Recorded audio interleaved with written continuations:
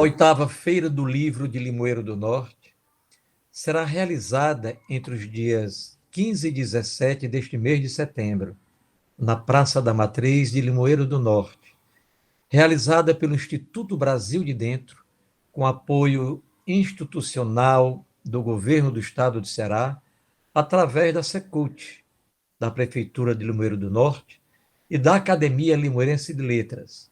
Fica aqui os agradecimentos à Enel, sempre presente a esse importante evento jaguaribano. Hoje temos uma live maravilhosa sobre a vida e obra do poeta e jornalista Rogaciano Leite, centenário e lançamento da 5ª edição Carne e Alma. Estão aqui presentes comigo a sua filha, Helena Roraima Leite, diretamente de Madrid, e o escritor e editor Raimundo Neto, e este que vos fala, Gilmar Chaves. Então, é um prazer contarmos com essa live, estarmos juntos, Helena, tantos anos que a gente não se via. Seu pai andou muito pela região jaguaribana, esteve na casa da minha família, lá no Sítio Lima, lá em Tabuleiro do Norte. Inclusive, ele esteve em Limoeiro da inauguração do clube, do BNB Clube de Limoeiro. Na época era o Antônio Nilson Craveiro Holanda, que era o presidente, que é de Limoeiro do Norte. Então, nos avistamos, né? E uma pessoa, um intelectual, um jornalista, um poeta, um escritor, sempre muito presente nas nossas vidas, né? Então, para a região jaguaribana, nesse momento, especificamente a quem me dirijo, dirijo aos nossos munícipes da região. É uma honra muito grande para a gente ter seu pai e a memória dele aqui através da live. E aqui nosso convite ao editor e escritor, grande contribuidor da historiografia cearense, romancista, um pensador intelectual bastante atuante, né, nas nossas lidas de fazeres, né, e leituras e pesquisas da cultura cearense. E eu, na realidade, não gosto muito de localizar as pessoas da cultura cearense, da cultura do eu acho que é da cultura do mundo, é do universo ali, né? Porque tudo está encaminhado, né? Conectado. E hoje, mais do que nunca, né? Com Então, um certeza. prazer você, Helena, se apresente, por favor, porque tem mais elementos também, e aí o Raimundo Neto, e o Raimundo Neto já pode aí abrir, depois da fala dele, a nossa live. Muito obrigada, Gilmar. Muito obrigada, Raimundo Neto, e está participando desse espaço maravilhoso aí no programa, está contribuindo também para esse evento que vai ter em Limoeiro, a Feira do Livro. E meu nome é Helena Roraima, sou filha do poeta Rogaciano Leite, acho que a minha maior credencial é essa. E eu sou pesquisadora agora da obra do meu pai. A gente está com um acervo grande, estamos selecionando e ampliando esse acervo através das minhas pesquisas, quer seja online ou fisicamente, nas bibliotecas aí de Fortaleza, e no Instituto Ceará, na ACI, na Biblioteca Nacional, no Arquivo Público de São Paulo, e os outros parceiros que eu tenho conseguido aí em vários estados, como Pernambuco, a Fundação Joaquim Nabuco, lá no São Luís também, Manaus, Imperatriz.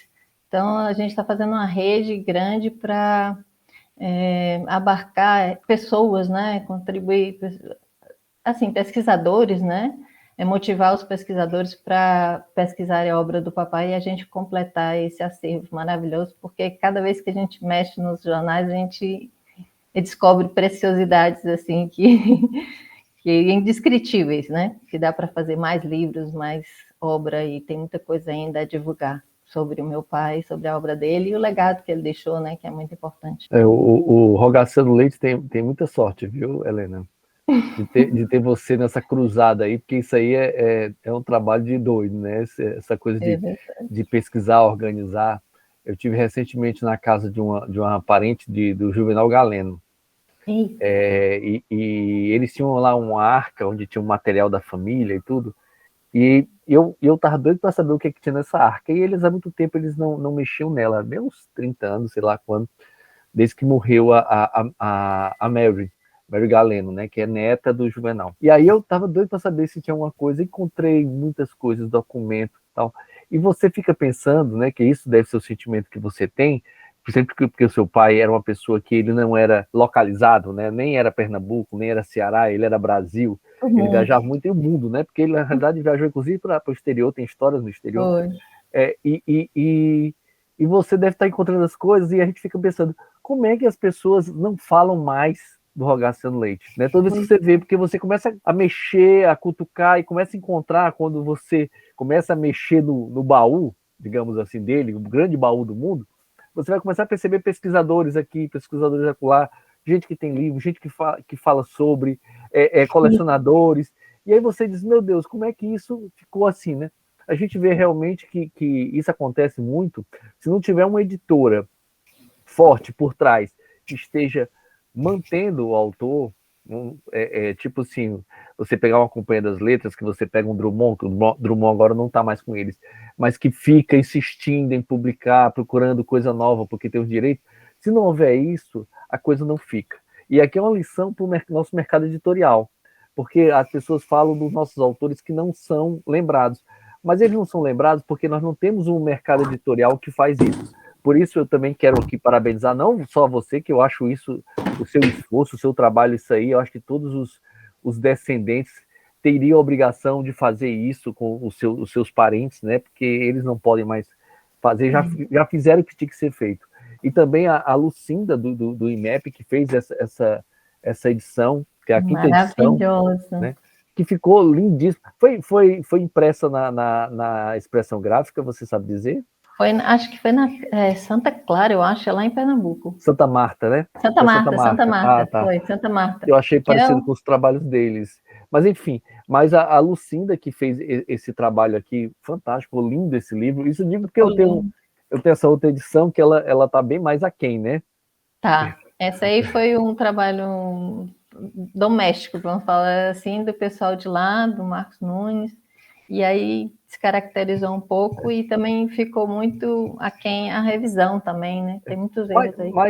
Mas vale a pena, né? Vale a pena ser feito. Vale né? a pena. Agora realmente é uma lição.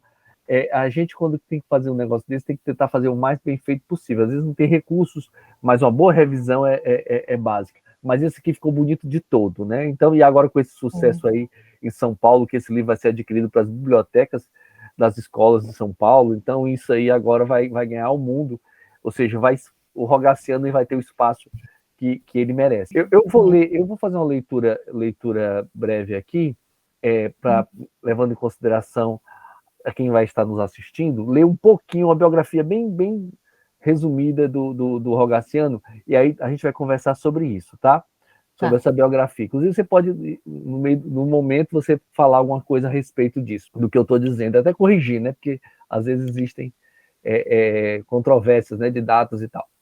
Pois bem, vamos falar agora sobre o poeta e jornalista Rogaciano Leite. Filho de agricultores, nasceu em 1º de julho de 1920, no sítio Cacimba Nova, interior do Pernambuco. No dizer de seu filho, também Rogaciano, nascido sob os acordes da viola e a beleza do repente. Por volta de 1935, com apenas 15 anos, em Patos, na Paraíba, desafiou o cantador Amaro Bernardino. Depois seguiu ao Rio Grande do Norte, onde conheceu e travou amizade com o poeta Manuel Bandeira. Aos 23 anos, residia em Caruaru, Pernambuco, onde atuou como radialista. Em 1944, fixou-se em Fortaleza, colaborando com jornais como o Tribuno do Ceará e O Povo, ao mesmo tempo em que se apresentava em emissoras de rádio, cantando com outros repentistas da época, como o famoso também e amigo do Rogaciano, o Cego Aderaldo. Mais tarde colaboraria com jornais em Pernambuco, São Paulo e Rio de Janeiro, entre outros. Em 1948, no Recife, juntamente com o grande Ariano Suassuna, idealizou e criou o primeiro Congresso Regional de Cantadores de Viola, enquanto em Fortaleza, nesse mesmo ano, criou o primeiro Congresso de Repentistas. Em 1954, no Rio de Janeiro, casou-se com Maria José Ramos Cavalcante, contemporânea do Liceu do Ceará, e desse matrimônio nasceram os filhos Rogaciano Leite Filho, o jornalista, né, o famoso jornalista do jornal O Povo, do Caderno de Cultura, Anita Garibaldi, Roberto Lincoln, Helena Roraima, que é a nossa amiga que está aqui presente, Rosana Cristina e Ricardo Wagner. Voltou a residir em Fortaleza em 1955, trabalhando no Banco do Nordeste, BNB. Aí tem uma longa história que talvez a Helena queira contar, da sua aposentadoria, onde ele também pôde se entregar novamente aos versos e ao jornalismo e fez viagens, inclusive, à Europa, no exterior e tal. E faleceu em 7 de outubro de 1969, ou seja, há 53 anos, sendo ele um dos maiores nomes da poesia nacional, Rogaciano Leite. Então é dessa figura que nós vamos falar aqui, né? Uma figura que aí também nós ficamos, né? Puxa, mas por que não é mais falado de Rogaciano Leite? E aí, Helena, fica para você essa pergunta.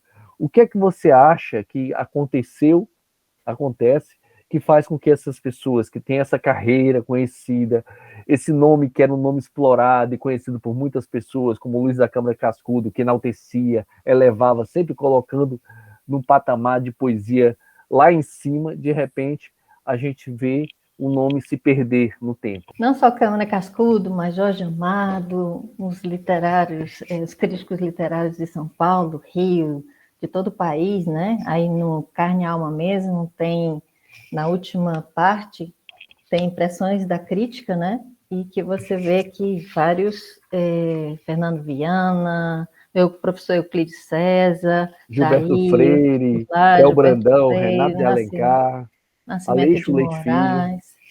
Tem enorme. E isso só foi uma seleção que o papai colocou, né? E ele fez um recorte, né? Porque o livro foi editado em 1950, também está fazendo aniversário, né? De 70 anos, quando ele fez o centenário, 70 anos da obra.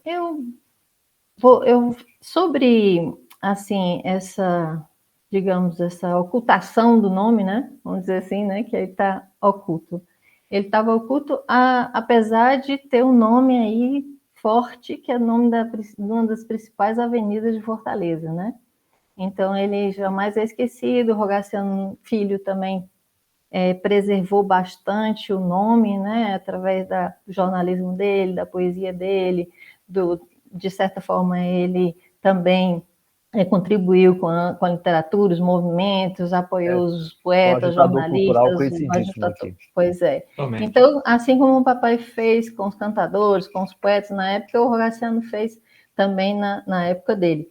Então, isso tudo junta, né? Até muita gente acha que a avenida também seja o nome do Roga, né? Rogaciano Filho, né? Mas eu acho assim que vai passando o tempo e como o papai morreu muito cedo e nós éramos muito pequenos, né? O menor tinha 3 anos e o mais velho tinha 15, que é o Rogaciano, nós tivemos que lutar pela nossa sobrevivência, digamos assim, né? O papai deixou propriedade, mas a parte mesmo financeira, de pensão, com 6 filhos, é um pouco complicado, né? Mas, então, cada um foi trabalhar muito cedo e isso vai tomando um espaço, né? Vai tomando espaço na agenda da gente e a mamãe que puxava muito isso, não deixava esquecer, também faleceu muito nova também, né? Então, assim, isso vai ficando. Mas a vantagem, como ele tem, por exemplo, ele é patrono de várias academias, ele tem um nome da avenida aí em Fortaleza, lá no interior tem, na cidade dele, Tapetim, São José do Egito também, ele é muito presente, né? Os poetas mesmo lembram muito dele, né? Ele não é esquecido. Então, eu acho que faltava esse agito que a gente está fazendo aqui no Centenário para mostrar e lembrar, e as pessoas que também o admiram e conhecem se manifestem também, né? E aí isso aí realmente foi uma rede. e trazer a obra dele, o centenário, assim, as reportagens também nos jornais, que saiu, o Jornal Povo, o Jornal Diário do Nordeste, que saiu de capa inteira, né? Tudo isso contribuiu para que a gente relembrasse o Rogaciano Leite. E essa também a página do Facebook, né? Também contribuiu para que a gente aumentasse isso. Aí tem o Instagram, tem as reportagens, tem os lançamentos que foram muito bonitos, né? Quer dizer, a própria imprensa deu uma repercussão muito grande. Lá em São Luís, foram 4 emissoras de televisão, rádios, né? Aqui em Fortaleza, daí Fortaleza também, São Paulo também, Leni Boldrin, Rolando Boldrin, o Arquivo Público. Quer dizer, falar do papai é como se ele... eu digo assim, que é um palito de fósforo que acende, porque estava ali guardado naquela caixinha, e quando você tira o palito e acende, e aí parece que reverbera, dá uma luz, né? E é interessante também, porque eu sinto meu pai, quando eu falo nele, quando eu estou presente, eu sinto que ele está me ajudando nisso, e as pessoas também com quem eu falo, com quem eu dou entrevista, também sentem a presença dele. Então, eu acho que isso aí também contribui. Agora, falar com segurança, no modo geral, porque os autores, né, são, vamos dizer, esquecidos, talvez isso, né, que você falou sobre as obras, né, apesar de que essa obra está sendo reeditada, é a quinta, né, é a quinta edição, mas também ela tem um espaço grande, né, ela foi editada em 1950, depois em 1971, logo que o papai faleceu em 69, 71, depois em 88, e depois em 2008, e agora em 2021. Quase 10 e 10 anos, assim, mais ou menos, né? Mas aí, assim, como eu também me aposentei, comecei a trabalhar com 14 anos de idade, e eu me aposentei, eu tive a oportunidade de agora me debruçar, né, e no acervo dele, e dizer, não, isso aqui não pode estar guardado entre 4 paredes, isso aqui tem que mostrar, e cada vez que a gente olha e pesquisa, a gente vê que ele realmente foi um gênio, ele estava além do tempo, ele foi precursor em tudo que ele fez, ao sair do interior, né, com 14 anos, ele com 14 anos de idade, eu queria até aproveitar que eu vou falar um pouquinho sobre a trajetória dele e vou corrigir um pouco a biografia que você citou, porque realmente lá no LinkedIn tem muitas informações equivocadas e eu não consegui corrigi-las ainda, né? O desafio que ele esse material fez... que eu peguei aqui, eu peguei da edição, da 4ª edição. Pois do Carne e Alma. Então, assim, por conta disso que o acervo não estava disponibilizado, aí as pessoas vão falando e vão se repetindo, e é normal isso acontecer, mesmo pela oralidade, né? Mas isso que a gente tem que ver. Mas ele desafiou na feira do interior dele, ele era menino, né? Ele desafiou o cantador, que era um grande repentista lá local, e o vovô soube porque ele estava paralisando a feira, era um menino com o maior cantador, então ele estava paralisando a feira, e aí o meu avô chamou, vem cá, você vai levar uns bolos, porque eu não quero que você seja cantador, porque naquele tempo cantador ia de feira em feira, de cidade em cidade, né? andando, era itinerante, exatamente, não tinha emprego fixo, era mal visto pela sociedade, né? Achava que ele era um vagabundo, poeta era uma coisa que era sonhador, era uma pessoa de outro mundo. E aí ele chamou e disse, não, vem cá.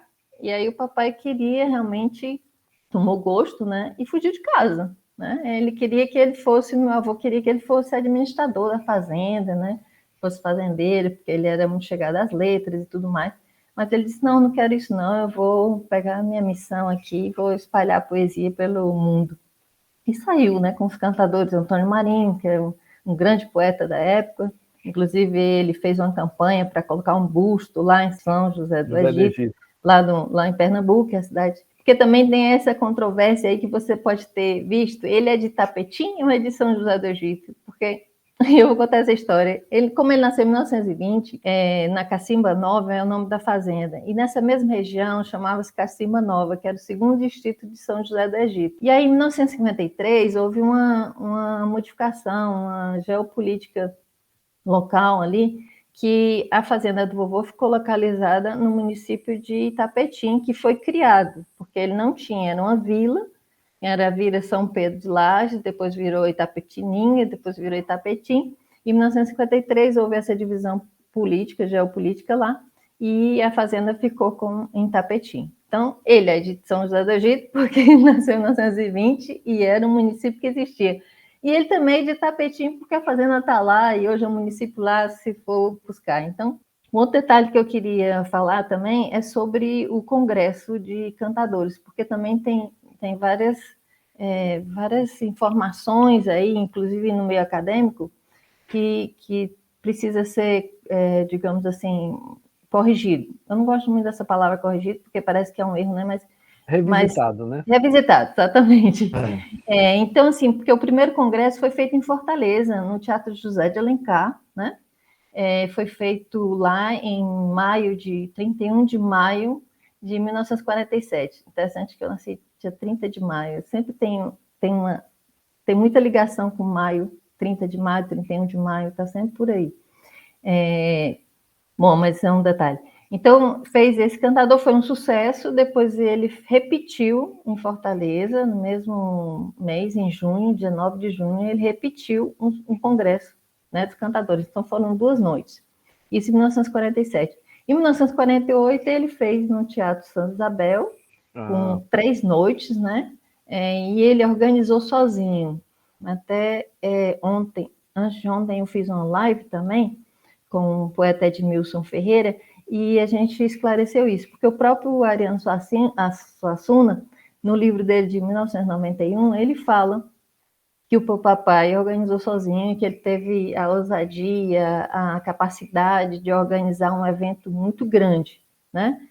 Como esse. Ele, não satisfeito também, ele levou os cantadores não só para fazer uma turnê no Nordeste, mas como ele levou também para o Rio de Janeiro, que era a capital federal, e São Paulo. E lá ele se apresentou no Teatro Nacional e também vários Tupi, vários centros, casas culturais. Então, assim, falar da obra do papai, vamos ver assim, ele precursor, né? Então, ele foi o precursor de ter a coragem de sair do interior, com 14 anos de idade, mostrar a poesia dele. Com 16 anos, ele já se apresentava no teatro, quer dizer, ele foi precursor disso, levar a poesia, a arte dele, a cantoria para o teatro, né, e as casas culturais.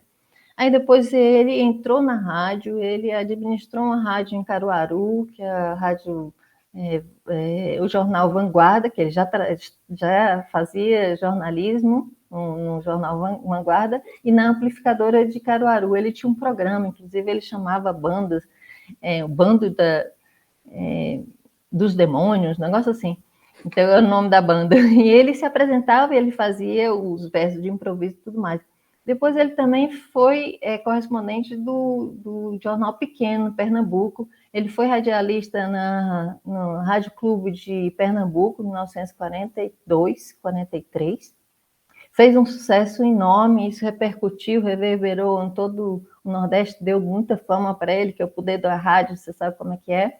Principalmente naquela época. Principalmente naquela época, pois é. Então, reverberou muito no Nordeste, e ele fez também, ele já fazia turnê, né? Na verdade, ele conhecia o Nordeste todo, porque ele saiu de cidades em cidades, né? E ele disse que conheceu mais de 200 repentistas. E aí ele também foi para Alagoas, né? Alagoas, eu não sei se vocês sabem, mas o ritmo lá é embolada, né? Com pandeiro e tal, tem o manezinho da embolada no Alagoas. E ele recebeu o título de príncipe das Emboladas, quer dizer, um ritmo diferente do que era do sertão em Alagoas. Então, assim, ele vai... o papai ia fazendo esse intercâmbio cultural e assimilando também coisas, né? Tanto é que ele diz aí aos críticos que ele foi contaminado pela cidade, porque aí já não tinha mais volta, ele já não era aquele poeta do interior, né? puro ali, que estava só vivendo naquela região. Então, ele foi Helena, agregando. e é interessante porque assim, ele faz um trabalho muito grande de promoção da cultura popular, né? Que isso sempre foi muito simpático, mas dentro do conceito hoje do que a gente vive, né, do mercado de uma forma geral, não tem muito a exploração disso, mas a gente vê que não morre, né? Está sempre caminhando e galgando novos espaços. Aqui mesmo no Ceará, eu digo muito que os grandes heróis são os folheteiros, os cordelistas, né? Porque eles Sim, não têm aquela coisa, porque os acadêmicos, ou mesmo os literatos, ditos de literatos, muitas vezes têm muito pudor em relação à sua arte, né? Os editores vendendo seus livros, eles ficam ali muito atrás. Agora está mudando um pouquinho essa situação, né? Mas os cordelistas não, os cordelistas eles fazem, tanto que aqui no evento da Bienal, todo o evento da Bienal, o melhor espaço é o espaço do cordel, onde eles pegam ali, quem é que vai ler agora? Eles sobem, leem, declamam e falam, né? E você vê que as pessoas chegam perto, aí chama aquela banda que vai tocar, de repente uma banda cabaçal, uma pessoa que vai tocar, que vai cantar uma música bem folclórica, ou então popular, e tem uma resposta muito grande. Tem vários estudiosos que fazem trabalhos sobre isso. Aí você tem a figura do Patativa, né, que foi enaltecido, que de repente estava lá na Europa, né, todo mundo falando do Patativa, né? Então, assim, é uma coisa muito interessante o que ele já fazia naquela época. E hoje, por exemplo, a Lucinda, ela tem um espaço em São Paulo, que você lançou, inclusive, um livro lá também, que é o Espaço Cordel e Repente. Né? O papai foi homenageado nesse espaço, foi todo Pronto. decorado com as poesias dele, com a arte do livro, com fotos dele. É maravilhoso, é o melhor espaço, é Cordel Repente. Pois é, e é um espaço bacana, ela bota um caminhão dentro da Bienal, é uma coisa. E o palco é lá no próprio caminhão. Eu fui convidado, acho que foi um ano antes da pandemia, não sei se foi 2018, 2019, e eu estive lá para lançar um livro que eu fiz sobre o Padre Cícero. E aí eu achei interessante que eu via aquele pessoal de São Paulo chegando perto, porque tocavam as músicas, né? Ela bota o pessoal para tocar música popular daqui e tal. E o pessoal vendo aquela turma toda vestida com chapéu de couro, e aí tinha uma mãezinha que olhou a criança, pegou a criancinha dela, e aqueles folhetos em cima da mesa, da bancada, né? E ela diz assim, olha, isso aqui é cordel, minha filha. Então, assim, é uma coisa impressionante, né? Que eu digo assim, como essa coisa do popular realmente tem uma força. E muita gente que tenta chegar no popular sem ser da raiz, se dá mal. Né? A pessoa quer se aproveitar, eu sou poeta, eu também quero fazer cordel, muitas vezes se dá mal, não consegue chegar a esse ponto, né? É uma coisa muito interessante. Os cordelistas foram fantásticos lá no espaço lá. A Lucinda realmente é maravilhosa. E foi uma parceria muito grande, né? Porque eu digo que foi uma parceria espiritual. Porque quando eu tive problema com a outra editora, e aí foi justamente no evento, assim, no 2020, né? Justamente no centenário. E aí eu tomei a decisão, eu digo, não. E foi a certeira. E quando eu liguei para a Lucinda, ela disse, você é filha do Rogaciano Leite? Peraí, nossa senhora, não, você vai fazer um livro belíssimo, da altura do seu pai. E aí saiu essa maravilha com o ilustrador, que é o Maurício Negro, que ele leu o livro todinho, ele captou a linguagem do papai, a mensagem. Então, ficou belíssimo, belíssimo. Então, a Lucinda, realmente, como você falou, é uma pessoa fantástica. Eu sou fã dela, sou fã dos projetos dela de leitura, sou fã da missão que ela tem de fazer do Brasil um leitor e um país de leitor e de escritor, de levar essa cultura para o Centro-Sul.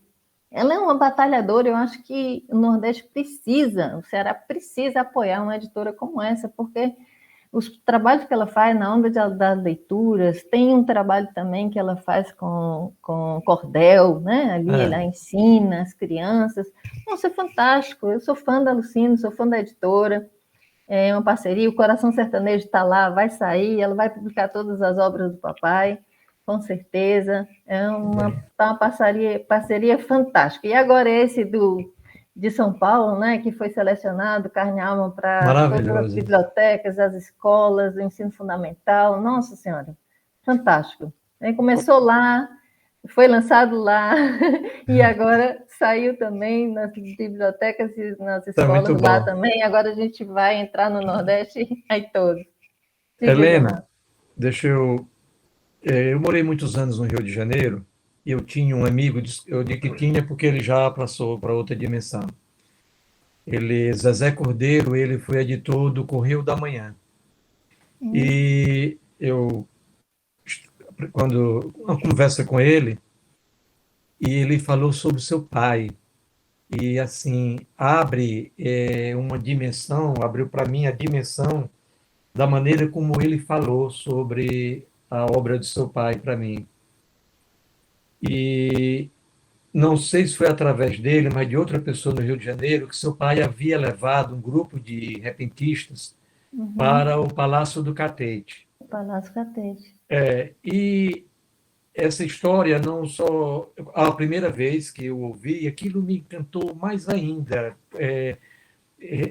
Não no sentido porque era um palácio de um presidente, mas no sentido de, na capital brasileira, ele levar um grupo de repentistas do Nordeste e chegar para cantar para um presidente, né? Porque a fama lá eram outros artistas, né? Como a Carmen Miranda, né? Que fala, e outros, né? De dimensões mais internacionais, digamos assim. Isso me tocou muito e eu gostaria de saber de você como é que se deu isso, como é que o Zezé Cordeiro falou, todos os encontros ele falava sobre o seu pai. O Zezé Ai, Cordeiro que tem uma idade maravilha. tão acima da minha que ele foi cobrir o Sputnik na Rússia. Né? Então, Olha só. eu me dei muito bem no Rio de Janeiro, e é uma cidade que eu amo, porque eu entrei no Rio de Janeiro pela mão dos memorialistas, né? Então eu vivia conversando, então eu colhi muitas coisas. E essa sobre o seu pai era muito presente entre eles. O papai saiu, ele saiu muito cedo quando, como eu falei, ele percorreu o Brasil todo, fez sucesso com 27 anos lá no norte. Depois ele dizia que precisava conhecer o norte e o nordeste primeiro para ir para o sul, né? Que era para ele levar os anseios, né? E a beleza de todo o Brasil. Então ele foi convidado pela Rádio Cultura de São Paulo para fazer um programa lá ao vivo, né, com os repentes. Ele fazia crônicas inversas na hora ali. Era o fato do dia. E isso depois o Samuel vai, né? Ele fez primeiro o jornal Última Hora lá em Rio de Janeiro e depois levou para São Paulo e convidou o papai. Então aí o papai era o poeta da Última Hora. E aí o papai fazia não só poesias, mas fazia crônicas, fazia análise da rádio, né? Porque ele também trabalhou na Rádio Nacional, tinha um programa meia hora antes do Silvio Caldas, né? Então, ele levou primeiro essa cantoria em 1949, lá para São Paulo, Rio, né? Porque, como eu falei, ele começou em 1947, ele fez o congresso. Porque quando ele viajou, vou fazer uma linha de tempo. Em 1944, quando o papai chegou em Fortaleza, ele já era famoso, ele já veio famoso, né, do Nordeste. E ele fez essa excursão cultural, né, artístico-cultural, esse intercâmbio, fazendo as palestras e tudo mais. E aí ele chegou em Fortaleza, abriram-se todos os teatros da Alencar, o Pio Dués, o Centro de São José, Círculo Cultural São José, que era na época, né? Então, ele já abriu os teatros e já começou a trabalhar na Gazeta de Notícias, no Estado, no jornal Tribuna, no Correio, e ele tinha um pseudônimo também, era Albatroz, né? Então, assim, e aí ele começou a trabalhar com isso. Depois ele foi com excursão também, partindo de Fortaleza, mas ele foi para o interior, e onde ele conheceu o Che Gaderal, em 1945, ele foi, em abril de 45, ele desafiou o Cega Deraldo, porque cada cidade que ele ia, eles desafiavam os cantadores. E o Cega Deraldo estava lá, de última hora ele aceitou. E eles começaram daí essa amizade, e o papai promoveu o Cega Deraldo em todo o Brasil, que é isso que eu vou falar em seguida. Depois ele voltou, fez vários festivais em Fortaleza, formou-se em letras clássicas na Faculdade Católica de Filosofia de Fortaleza, mas em 47 ele já foi, 46 ele foi para o norte. Aí ele foi Manaus, Belém, Amapá, toda a região norte, né? E aí na volta ele fez o Congresso dos Cantadores, em 1947, em maio, ele fez em Fortaleza, e aí já veio o Cega Deraldo, aí começou a promover os cantadores. Depois ele foi em outra turnê e voltou para fazer o congresso em Santa Isabel, em Recife. Em 1948, em 1949, ele foi para o Rio de Janeiro. E no Rio de Janeiro ele se apresentou no Catete, ali no Catete, no Rio de Janeiro, e se apresentou na TV Tupi, né? E vários locais promovendo esses cantadores. E ele, como era jornalista também, e era um grande poeta e improvisador, ele também tem várias, e conhecia toda essa literatura, né? De popular, né? Dos cantadores, dos serpentistas, dos cordelistas, porque ele também era cordelista, né? O papai tem um famoso cordel dele de 145 estrofes, que é muito bonito. Então, assim, aí ele levou e ele tinha essa força, né? Ele tinha a capacidade de oratória de falar muito bem sobre tudo, todos os temas. Então, as pessoas não conheciam o cantador, ele não conhecia o poeta, esse repentista, ele não tinha, só conhecia dos livros do Leonardo Mota, do Câmara Cascudo, mas não conhecia. Então, quando eles viam o próprio papai falando nos jornais, né? E fazendo um improviso, e depois levava também os cantadores para falar com eles, todo mundo ficava maravilhado. Então, ele começou a abrir muito espaço, O papai tinha um poder de organização, poder de convencimento, poder de hipnotizar, eu acho, as pessoas, porque todo mundo ficava deslumbrado encanto, com né? ele, né? É um encanto, ele encantava, né? As poesias, as pessoas, né? E aí realmente tem, por exemplo, ele fez um recital na USP, né, na Faculdade de Direito, deram mais de 100 motes para ele improvisar. Quer dizer, é fantástico. Uma pessoa que passa 3 horas no teatro, sozinha, improvisando ali poemas, sonetos, é fantástico. Então, assim, essa trajetória dele é muito forte. Hoje, os cantadores, os repentistas têm uma idolatria pelo papai por conta disso, porque ele profissionalizou, ele deu ele levou para um patamar mais digno, né? Que é o palco dos teatros, né? O palco das grandes casas culturais, né? E ele ser remunerado, ele não precisava ter ali um recipiente para ter um recolhimento voluntário, né? Então eles tinham um cachê. Então essa promoção que reverberou também não só no Recife, ou no Rio e São Paulo, mas também reverberou em Portugal, porque ele ia levar os cantadores para Portugal, né? E aí ele só não teve financiamento, né, para isso. Mas aí chegou em Portugal, chegou na França, né? Tem cartas de professores, né, pedindo ao papai para ele orientar algum pesquisador, né, daqui, mostrar, levaram 200 cordéis lá para a Universidade de Poitiers. Então, assim, essa passagem do papai na cultura, na valorização do poeta, desmitificar, né, o poeta que é um sonhador, que é uma pessoa que é vagabunda, que não porque era assim que era o poeta, era um sonhador, era um boêmio, né? Até a visão hoje tem. pejorativa, né? A visão Era bem pejorativa. Aí pejorativo, ele, né? quando Ele apresentava, ele mudou passava a isso. ser artista. É Isso, diferente, né? Era um exatamente, artista que ele é estava ali. diferente. E é outra coisa também que é interessante, porque ele nasceu em 1920, tinha justamente na época do modernismo, né? onde a poesia rimada era querendo ser meio escanteada, né? Eles queriam tirar essa poesia romântica de Castro Alves, Tobia Barreto, né? E a poesia dele também, né? Gonçalves Dias, né? Então, assim, aí ele também lutou contra isso, né? Quer dizer, não, a poesia é isso. Cada um o seu deixe de... Aí nos críticos, né? Ele fala, deixe de tantas Mas metodologias, né? nos anos 20, logo que surgiu a Semana de Arte Moderna, ela tinha a fase heróica, né? Até os anos 30, começo dos anos 30, era assim. Mas depois houve uma mudança, eles mesmos revisitaram, o próprio Mário de Andrade depois questiona toda essa conversa de que a soneta é coisa do passado, que a poesia não sei o quê, que não pode ter isso, não pode... Não, ficou diferente. Mas já, nós estamos com 40 minutos, certo? Estamos falando aqui, que passa muito rápido, né? Então, vocês vão cortar, né?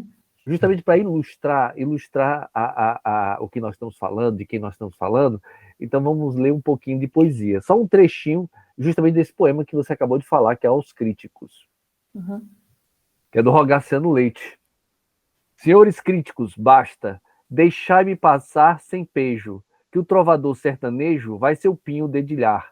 Eu sou da terra onde as almas são todas de cantadores, sou do pau-jeú das flores, tenho razão de cantar. Não sou Manuel Bandeira, Drummond, nem Jorge de Lima, não esperei a obra-prima não espereis a obra-prima deste matuto plebeu. Eles cantam suas praias, palácios de porcelana, eu canto a roça cabana, canto o sertão que ele é meu. Bem sei que até vos afronta esta minha pena rude, sem talento e sem virtude, sem beleza de expressão, que devia estar no mato, entre garranchos e espinhos, esquecida nos caminhos que dormem brancos no chão. Contudo, peço licença ao majestoso recinto para dizer o que sinto, para expor o que escrevi. São retalhos diferentes, bordados de várias cores, linhas de risos e dores do que gozei e sofri. Resultado, não sei como publico meu carne e alma. Os modernistas sem calma hão de dizer mesmo assim, isso não se usa mais hoje, isso é puro anacronismo, péssimo condoreirismo, pastiche muito ruim. Finalmente este volume, de tão fraca ressonância, tanto tem risos de infância, quanto guerra, fome e amor. Numa palavra, senhores, o livro que vos entrego é como um saco de cego, tem feijão de toda cor. É fantástico. Fantástico. Pois é isso que ele fala, né? Quer dizer assim, então isso foi na 1950, né? Então existia isso, realmente. Agora, também com os cantadores, que no Congresso de 1948, lá em Recife, foram muitos modernistas, porque chamaram a atenção. Então, foi Manuel Bandeira, né? Foi Carlos Drummond de Andrade, foram os modernistas também, foram para lá e viram, né? Eles ficaram... Inclusive, ele tem até o Drummond, tem uma passagem, isso aqui é poesia, né? Ele fala que enquanto ficam na bancada aí contando as sílabas, né? Eles estão ali vicejando ali com a facilidade e com todo o espaço geográfico, com as pessoas, os acontecimentos na hora, e eles fazem sonetos, fazem cestilha e decassílabo fantásticos, né? Eu acho, eu não nasci poeta, não, mas... Tem uma aura nessas pessoas, né? Eu não vou falar a história aqui, que é muito comprida, mas eu fui convidado uma vez para ir a gente fazia a Feira do Sebo, que era um evento que acontecia na Praça Ferreira, e me disseram que eu tinha que ler cordel. E eu falei assim, ler cordel por quê? Onde é que estão os... Não, é porque a pessoa responsável não chegou. A pessoa que era responsável era uma pessoa que contrataram para ler cordéis, mas ele não era cordelista, mas era poeta. E aí eu fui lendo e tal, e fazia o maior esforço, porque não é fácil não, viu? Você tem que saber ler. Tem que saber ler, sim. Não é qualquer pessoa que lê, não. E essa pessoa chegou e ela foi lendo, aí eu tinha arrepanhado umas pessoas que tinham parado no meio da praça, parado para ouvir, eu fazendo grande esforço ali, e ficou aquele grupinho. Quando eu saí, que entrou a pessoa que foi contratada, as pessoas foram embora, ele ficou falando sozinho. Aí daqui a pouco chegou um cordelista, pequenininho, chegou lá e disse que se podia ler o cordelzinho dele. Aí eu disse, pode. Juntou, foi gente. Que é o JB, né?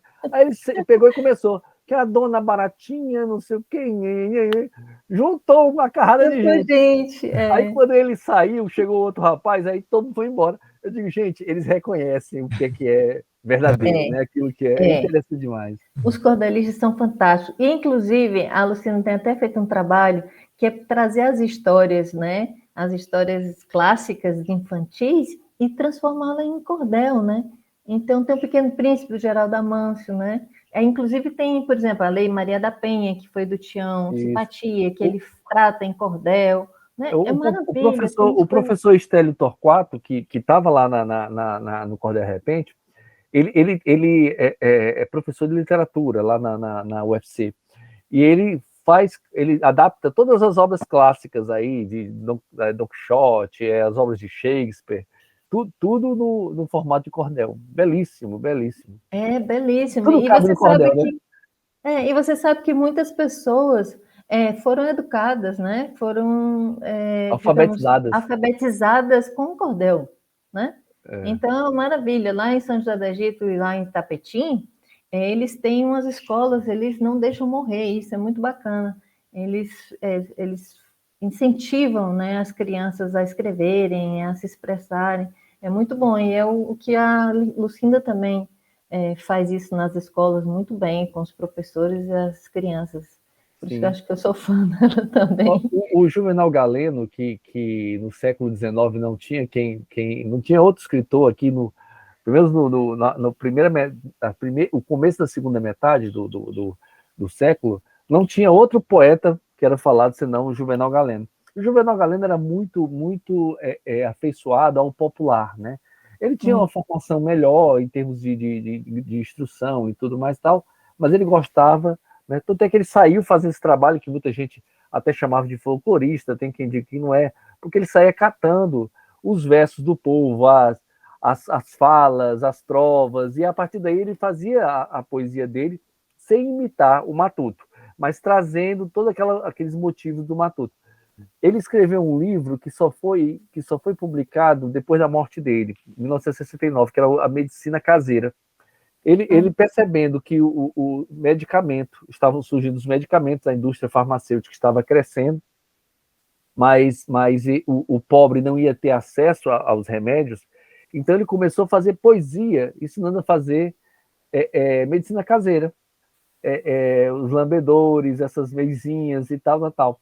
E aí perguntaram para ele por que ele estava fazendo aquilo. Ele disse, não, porque o pobre, ele é analfabeto, ele não vai conseguir ler, mas ele vai decorar, pelo som da oralidade, aqueles poemas. Então, ele repetindo aqueles poemas, ele vai ensinar as pessoas a fazer medicina caseira, que tem a ver com esse processo da alfabetização que acontecia lá atrás, né, que muita gente do interior, que não tinha acesso às escolas, aprendia pela oralidade, pela leitura dos folhetos de cordel. É verdade. E o papai também, porque ele foi para a escola formal com 10 anos, né? Então ele já fazia versos, ele já fazia tudo isso desde pequeno, né? E você falou em Juvenal Galeno, a primeira casa cultural que o papai se apresentou foi lá na casa de Juvenal Galeno, para a intelectualidade e para os jornalistas. Quando ele chegou lá, ele se apresentou com Siqueira de Amorim. Ele se apresentou com Siqueira de Amorim lá, ele se apresentou também lá no Pio XII, lá no Teatro José Alencar, com Siqueira de Amorim em 1945. E lá na Juvenal Galeno foi em dezembro de 44. Inclusive, ele fez de improviso o Solar da Fraternidade, que está aqui. Tem um verso aí oferecido ao Juvenal. Esse aqui foi um poema que ele fez de improviso em homenagem à Casa Juvenal Galeno, que é Solar da Fraternidade, né? Então, assim, é maravilhoso. Eu dessa vez eu não pude ir lá, né? Não deu tempo realmente, eu estava com a agenda bem apertada, mas eu gostaria de contactar com a Casa Juvenal Galeno e fazer algum evento lá na Casa Juvenal Galeno. A casa atualmente está em reforma, está terminando uma reforma boa que está fazendo. Mas eu acho que lançamento a gente pode fazer sem, se quiser, né? Eu acho que levar o Rogaciano de volta para lá e trazer essa informação, isso é muito importante. Até porque já existe um grupo fidelizado lá da casa, né? E a gente pode até convidar pessoas mesmo da área cultural, para poder estar presente os cordelistas e fazer uma homenagem ao Rogaciano. O Rogaciano voltando para casa, né? Fazer uma nova apresentação. Você disse que foi 44, foi? Foi em dezembro de 44, dia 21. De repente, 2024. Pois é, e inclusive lá, assim, tem vários recortes dele, foi na casa de detenção, que fazer um evento a pedido interventor, que naquela época era interventor, né? Do Ceará, eles pediu para fazer um evento de Natal para os presos, né? Que hoje é em Setur, né? Aí em Fortaleza. É a casa de detenção, né? Então ele foi lá e levou os cantadores também, né? Ele mais 2 cantadores para falar. Ele também teve uma participação muito grande nos expedicionários cearenses, né? Que saíram para a guerra, né? E aí tem uma poesia também deles, expedicionário cearense. Porque é muito rico o conteúdo. O conteúdo é muito rico, realmente. Olha, tem Não muitas dá pra... coisas. Olha, esse evento no Vale do Anhangabaú, em 1952, que vai ser objeto da exposição lá no Arquivo Público de São Paulo, que o papai fez em homenagem a Francisco Alves, quando ele faleceu, que agora está fazendo 70 anos, é incrível. Foram 300 mil pessoas. Com no Vale do certeza. Anhangabaú, um palco enorme. Ele fez um fado para ser cantado pela Cindália Meirelles, que a gente vai fazer um projeto de O Poeta e a Rosa. Ele fez um poema belíssimo, até Deus Chora também, vai estar no Coração Sertanejo. Então, assim, tem muitas coisas para falar do Rogaciano Leite. O José Hamilton Ribeiro, que é um grande jornalista, ganhou vários prêmios S também. Os prêmios S que a gente aí, a parte de jornalismo, tem muita coisa para falar dele. Se for falar tudo... Se for falar, é muita coisa. Mas, Helena... E aí ele dizia que trazia os cantadores também, jornalismo lá e tal. Helena, porque a peregrinação dele, né? Desculpa, Raimundo, só para... A peregrinação dele era quase que uma missão, ou é uma missão da vida dele, né? Essa peregrinação, espalhar, difundir, apresentar, né? Os poetas. Não era um artista uno, só ele e a arte dele, né? Ele sempre trabalhou muito coletivamente, né? Ele fala nisso, ele registra isso nas reportagens dele, nas entrevistas dele. Pois é. Então, assim, ele não é uma pessoa de um só lugar, né? É uma pessoa de 100 lugar, porque todo lugar é dele, né? Pois é. Tem notícia dele em tudo quanto é lugar, no Rio Grande do Sul, em Florianópolis, em Juiz de Fora, tudo. No Amazonas, no Acre, em Rondônia, no Amapá, tudo. Diga, Raimundo Neto, você queria complementar? Eu queria que você falasse agora, Helena, a respeito do Cabelos Cor de Prata. A história do Cabelos Cor de Prata. Cabelos Cor de Prata, ele, em 1949, quando ele esteve levando, 48, quando ele esteve levando os cantadores lá para Recife, e depois dessa turnê, ele estava num restaurante chamado Maxime, que inclusive agora, esse ano, acho que demoliram, né? E ele ficava na praia de Boa Viagem. Então, ele estava lá, né? E entrou o Silvio Caldas. Então, o Silvio Caldas ficou numa mesa lá, ele não viu o Rogaciano, e aí ele pediu um garçom, um pedaço de papel, tirou um embrulho, aliás, tirou um pedaço de papel do bolso, pegou um lápis do garçom, e aí foi e compôs o Cabelos Cor de Prata. E foi cumprimentar o Silvio Caldas, porque eles já se apresentavam numa Festa das Américas, que tinha uma Festa das Américas em Recife, e ele já se apresentava com ele lá. E aí ele foi até lá e estavam comendo uma peixada, o papai até fala numa crônica, essa tem uma passagem que o papai conta numa crônica dele, em 1957. E aí ele fez, quando o Silvio Caldas olhou, ele disse, nossa, que maravilha, e guardou. Aí ele disse que ia maquetar uma música, né? E aí o papai queria depois pegar para ver, porque foi improviso, queria corrigir alguma coisa, mas no outro dia de manhã ele disse, não, já está pronto, a música já está pronta, você não vai mexer em nada, está perfeito. E aí o Silvio Caldas, ele apresentou na reestreia dele, na Rádio Nacional, né? E o papai ouviu, por acaso, no interior. A minha avó tinha falecido, ele passou 3 meses na fazenda, quando ouviu no rádio o nome dele, o Silvio Caldas, todo mundo, foi aquele sucesso nacional, continental, devido ao sucesso, mandaram repetir várias vezes, ele virou a música do Silvio Caldas para ele apresentar em todos os inícios de festival das apresentações dele, e aí ele ouviu aquilo lá e não acreditou. sabe? Estava belíssimo, e depois se encontrou com o Silvio Caldas, aí em Fortaleza também, porque ele tinha o Silvio Caldas é interessante, ele fazia um trabalho muito grande aí em Fortaleza, aí com os Rancenias, né? Dos leprosos, dos Lázaros, né? Alguma coisa assim. Era Aí, comum eles virem aqui para a para PR9, né? também, Tinha um trabalho aqui na rádio. Rádio isso, eles se Será Rádio apresentavam Clube. também, se apresentavam também no Violão Clube, né? Aí, no caso do Armando. Então, assim, essa proximidade com o Silvio Caldas, a gente vem de longa data, depois eles se encontraram lá na Rádio Nacional, lá em São Paulo, no Rio, né? E aí em Fortaleza. Então, essa história é muito interessante.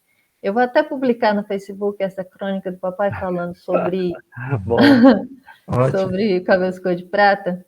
E falando nisso, falando em música, que tem várias músicas, a gente está com um projeto que você viu, né, Raimundo, na apresentação, a Kelly Rosa, que é uma cantora fabulosa aí do Paraná, e ela é agora de Pernambuco, Pernambuco ela adotou Pernambuco, não sei quem adotou quem, mas eu acho que foi em ambas as partes. E aí a gente está com um projeto de Poeta e a Rosa, ela vai cantar, interpretar todas as músicas dele, fado, hino, valsa, e o Cabelos Cor de Prata também. Vamos lançar um livro com a QR Code, com as letras e tudo mais, e ela vai rodar o Brasil todo. Inclusive no BNB Clube, o BNB, que é o nome, Centro Cultural Banco do Nordeste, agora no dia 30, 31, vou ver certinho qual é a data, vai apresentar, ela foi entrevistada e vai cantar, e ela fala mais ou menos sobre o nosso projeto Poeta e a Rosa, que vai rodar o Brasil inteiro.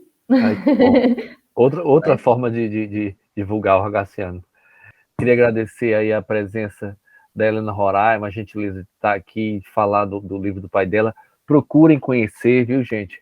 Eu acho que vocês conseguem adquirir esse livro até pela Carne e Alma, né? Pela editora IMEP, você encontra na internet, IMEPH. Vocês encontram na internet facilmente e vende pela web Amazon também. Né? Com certeza está na Amazon também, né? Pela Amazon também. Amazon também. Pronto, então é um grande prazer ter tido você aqui, viu, Helena? Muito agradecido por esse bate-papo. Gilmar, que é o curador dessa nossa confusão aqui. Eu fico muito feliz de estar presente aqui, também trazendo também mais um autor cearense, né? Pernambucano cearense, que merece ser reconhecido, ter esse reconhecimento. Obrigada, Instituto Brasil de Dentro, obrigada, Gilmar Chaves, Raimundo Neto, obrigada aí pelo apoio também que você vai levar o Rogaciano Leite através da obra dele, Carne e Alma, que você vai estar lá na Feira do Livro. Agradecer à população de Limoeiro que vai receber meu pai aí. Infelizmente eu não vou estar, mas vou estar em espírito, com certeza. E agradecer essa oportunidade de poder falar do meu pai e agradecer realmente muito a vocês de estar levando o papai de volta lá para Limoeiro do Norte. Muito profundo, né? Muito profunda a obra de seu pai e de muitos lugares, né? Como a gente já falou sobre o lugar lá atrás, e continua sendo de muitos lugares, continua sendo dele porque ele enveredou pela poesia, não só por uma apresentação aqui e acolá, mas está sempre presente onde ele estava, né? E o Instituto Brasil de Dentro agradece a você, a essa oportunidade da nossa região, que é fã do seu pai, que esteve também com ele, que ouviu o seu pai, que teve junto essa energia, e muito importante para a nossa região, que é dada ao repente, e Limoeiro tem a Casa do Cantador, né? E grandes repentistas na nossa região.